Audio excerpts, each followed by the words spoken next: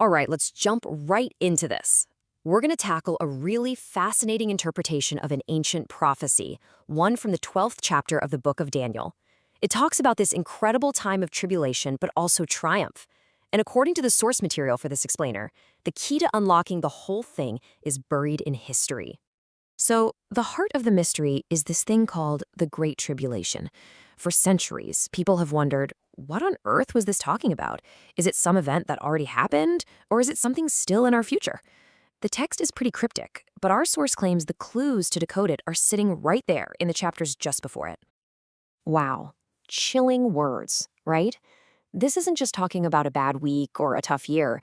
The prophecy says this is a kind of suffering the world had literally never seen before. So this is where we have to put on our detective hats. To figure out what it is, we first have to figure out when it is. And that brings us to our first and maybe most important role. Context is everything. Before we can even begin to guess what this tribulation was, we have to get a rock-solid idea of the historical setting that Daniel is actually describing in the lead-up to this verse. You know, the prophecy itself actually lays out this incredible trail of historical breadcrumbs for us. It kicks off during the Persian Empire. Then it predicts the rise of a mighty king from Greece, who we now know was Alexander the Great. It even says his empire would be broken up, which it was. This all leads to this long-running conflict between the king of the south, that's the Ptolemies down in Egypt, and the king of the north, the Seleucids up in Syria. The text is so specific, it really grounds us in that Persian and Greek time period.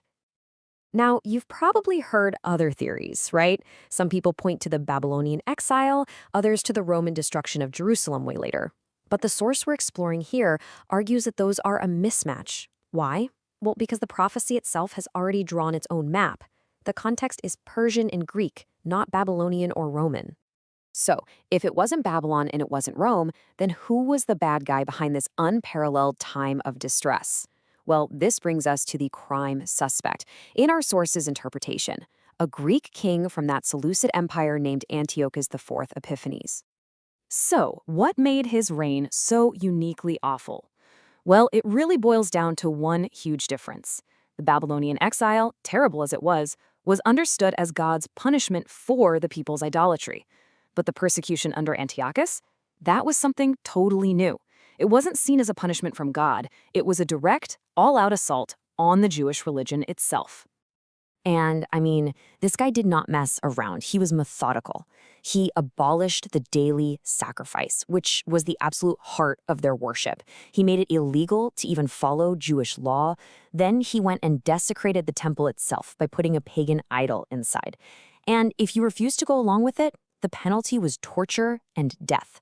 This was a war on faith, plain and simple.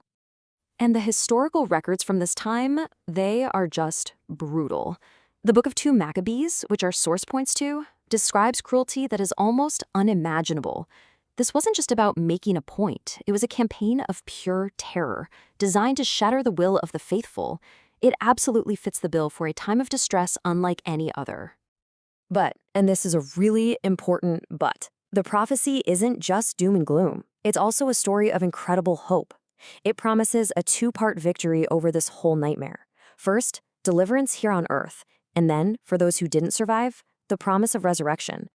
Okay, so let's talk about that earthly victory. History tells us that a group of Jewish rebels, led by this absolute hero, Judas Maccabeus, rose up against them. It was a long shot, but this Maccabean revolt actually worked. They fought back against a much stronger Greek army, they drove them out, and they eventually took back and purified their desecrated temple. That's a great question, though. What about the martyrs? What about the people who were tortured and died, who never got to see that victory celebration? Does the prophecy have an answer for them? It absolutely does. And this is where the text gives us one of the clearest prophecies of resurrection in the entire Old Testament. It talks about those who sleep in the dust of the earth, waking up. The faithful who died for their beliefs will rise to everlasting life. But their wicked persecutors, they'll rise to shame and everlasting contempt. Think about what a profound promise that is. It's ultimate justice. It meant that for those who gave everything, even their lives, for their faith, their story wasn't over.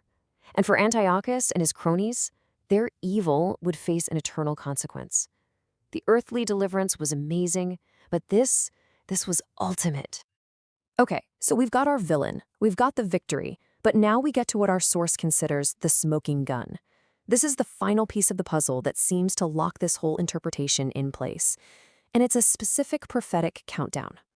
So the angel in the vision gives Daniel this number, 1,290, and that's how many days would pass from the moment the daily sacrifice was stopped until some other key event. And then he gives a second number, 1,335. This number marks a time of incredible blessing. The text literally says, "Blessed is the one who waits for and reaches the end of the 1,335 days." So how does this timeline actually play out?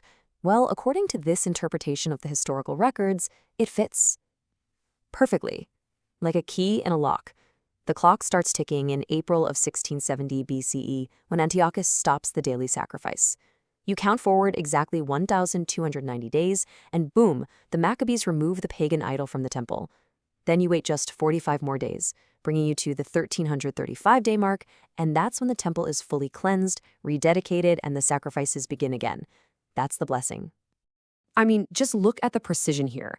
We have a start date in April 1667 BCE, the removal of that idol happening 1,290 days later, and the temple's rededication lining up exactly 1,335 days from the very start.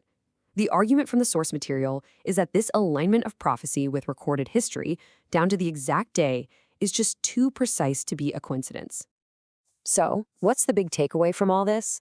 Well, the interpretation we've just walked through makes a powerful case that Daniel 12 isn't some foggy, far-off prediction about the end of the world. No, it's a laser-focused prophecy about a very specific crisis in history, the persecution by Antiochus IV, and one that it claims was fulfilled with just stunning, day-for-day accuracy. And that kind of leaves us with a final, really provocative thought.